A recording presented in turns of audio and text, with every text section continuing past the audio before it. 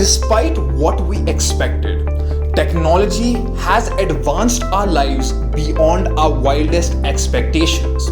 Examples include autonomous cars, cancer detection software, robots that perform tasks once handled by humans, and Google Translator, which can translate entire pages into the language we want within seconds. This is why Peter Diamandis noted, "We have never lived such an extraordinary decade. But have you ever wondered who's behind all those scenes? What technology enables us to do all these magical things?" One word describes this answer: deep learning. A method of predicting patterns from a vast amount of data using artificial neural networks similar to the way the human brain works.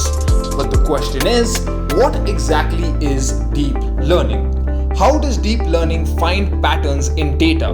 What is the difference between AI, machine learning, and deep learning? How does deep learning apply to the real world?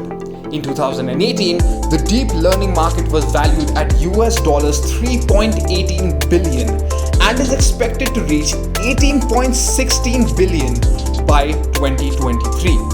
It makes sense to all of us, right? Alright, no further delay, let's get straight into the course and get ready for the future. Ready?